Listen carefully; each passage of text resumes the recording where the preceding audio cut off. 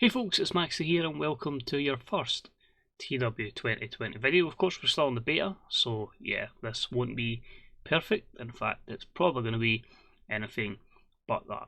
It took me a few days of just a read over the forums, just kind of get my head around more things about the game. Just really been doing, not even booking shows, but really just get about the game and other saves and just try to break the game effectively, trying to get as much bugs sorted as we can. It does seem quite promising that there's not as many threads on the technical support forums, which leads me to believe that a lot of issues have been resolved, and that's continuing to do so with the daily patches. So, who knows? It might not be 2 weeks to the full game, it might be sooner, but that's just optimism. It might be longer than that. But yeah, it's been an interesting one to try and get around. There's still a few things that I'd like changed regarding the UI. Obviously I'm still using a skin here, but in terms of like booking the show, it was a bit of annoying moving segments around. Still wish they kept the old system with that, but beggars can't be choosers. So for this one we're really just going to book the first show of TCW Total Wrestling, their TV show. No idea if this will be a success. I've just basically read about the wrestlers, judged it by popularity and momentum, and booked the show off that. Wanted to try a few things, but the television company wasn't going to allow me to do a cinematic match because that'd have been nice to trial, but it said it was too risky. I tried the Asylum type match, so I think what I'll do is it's a couple of weeks to their pay-per-view. I'll see if I can book one of the matches as an Asylum type thing for that. So we'll crack into it. It's more so just going to be my usual kind of booking style, but we'll look over everything in detail, because again we're kind of looking at these characters and maybe someone goes, do you know what, I want to start a save with TCW when the full game commences. So we've got that. Initially wanted me to book it randomly in Texas with a 70,000 crowd. I was like, what, there's only 7,000 fans here. So for that sake we had two options for the 7,000. That was the closest we could get, was either the Freedman Building or the Ranch of San Antonio. Opted for the latter. It is a bit more important, so that could be a bit interesting if it's need a good show, but it has a hotbed, so I was hoping we can maybe get more fans with that regards. Economy is poor, wrestling industry is poor, the latter is falling, the other is gaining.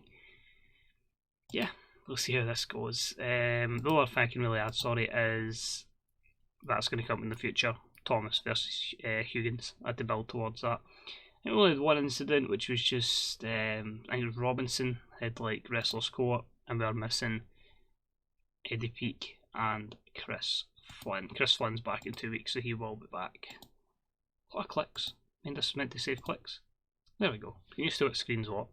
So managed to book out 14 segments. Haven't done any custom angles here, but I will show how the custom angles will show in a potential series if you look to that yourself. Booking analysis is just because that's been booked, because I'm building towards that. So we'll crack on and we'll see how we get on.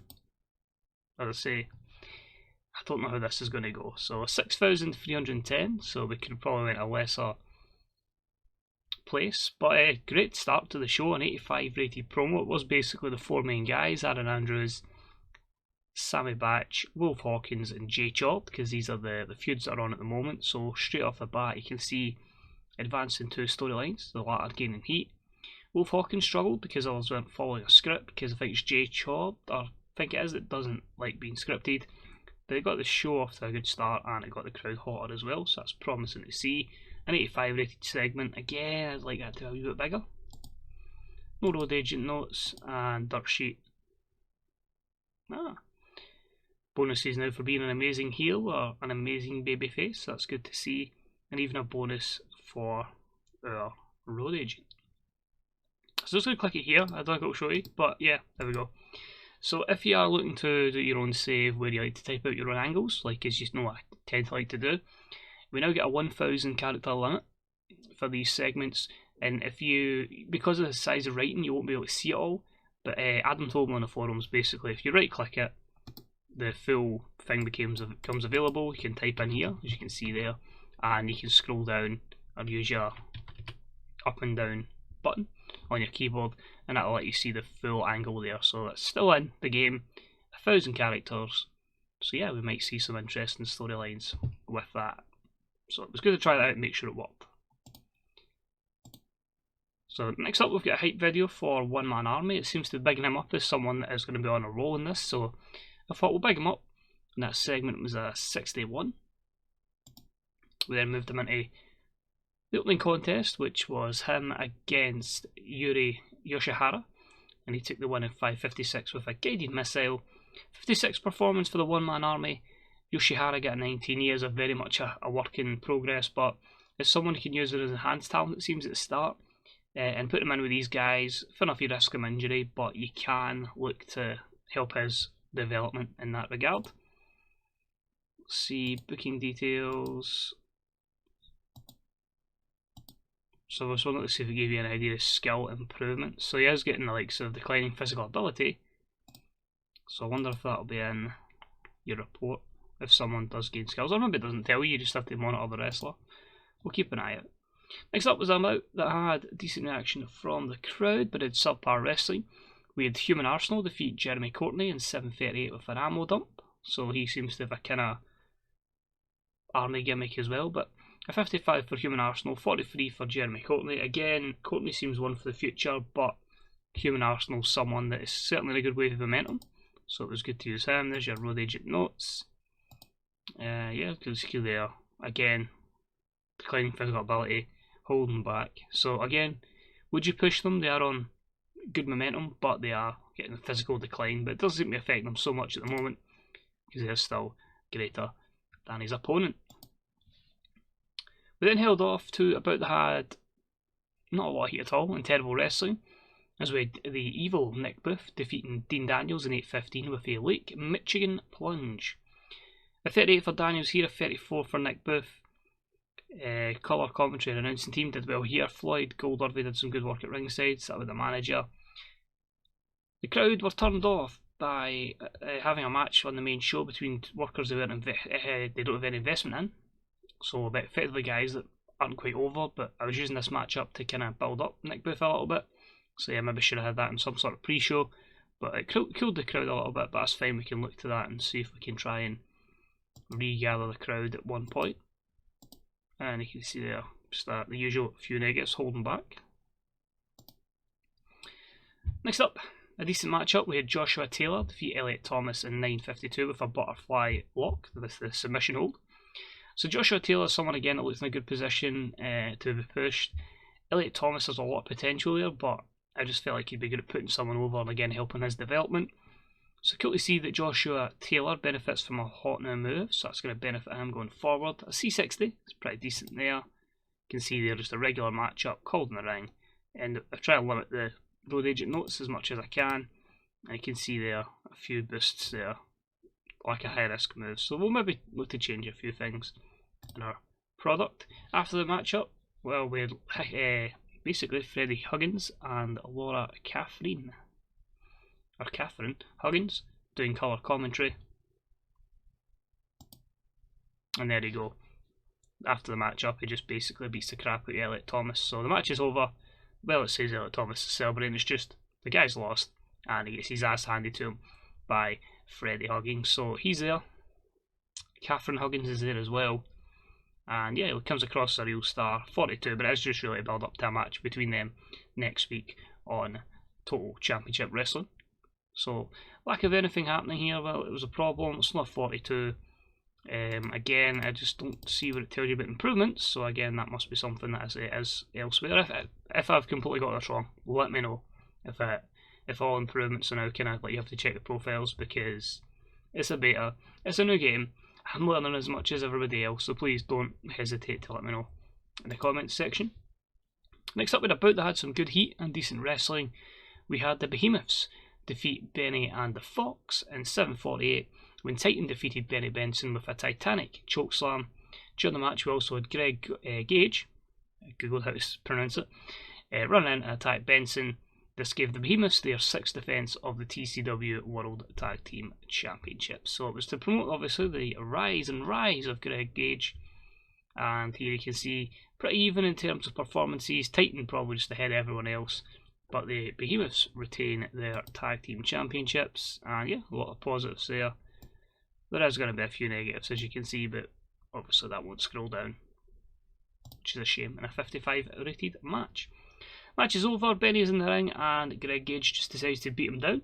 Obviously continuing this storyline, and that segment got a 56. You can see here, nothing extra to add to that, no extra road agent notes. Just a 4-minute beatdown, and yeah, it's fine. We then had Greg Gage in action, and he defeated Bart Biggins in 10:04 by pinfall. Straightforward victory for Greg Gage. 55 rated matchup with his ring performance being a 55, but it is just booking him as strongly as Adam had him at the start of the save. And then he just does a promo. He just says, what you saw happen to Benny Benson is what's going to keep on happening. This is my company this year, and I'm going to be the main man. It got the crowd hotter in a 56 rated segment. So we're kind of looking for our main event to kind of propel us to a very good rating. With the baby faces basically telling us about their chances tonight, how they feel at overcoming their opponents. That's Aaron Andrews and Sammy Batch. Both segments advance, but the Andrews and Hawkins storyline loses a little bit of heat. Sammy Batch came across well, did well off script, and the angle got the crowd hotter in a 77 rated segment there, which leaves our main event, which was with fantastic heat and great wrestling. Wolf Hawkins and Jay Chord defeat Aaron Andrews and Sammy Batch in 2032 when Jay Chord pinned Aaron Andrews. That's the wrong person, it should have been Sammy Batch. He's beat the champion in the first show. That's not ideal. With a cradle pile driver. That's a great mistake to make in the first show. Fantastic by me. So 76 there, but yeah, I suppose you could argue with that. Jay Chord should get an opportunity for the title. So how do I solve this mess? Well, interestingly enough, in terms of in-ring performance, Jay Chord was highest, 182. Hawkins was 78, so hopefully that won't affect Aaron Andrews too much, although I'm a bit iffy of the champion losing cleanly on television in the first show. Also, Hawkins and Chord showed excellent chemistry teaming together, which obviously boosts them up, so if you want to use them as kind of allies, it's always a good thing to do there. But you can see there, just a nice basic match for 20 odd minutes. A lot of positives, and of course there'll be a lot of negatives there as well. Actually, not too bad.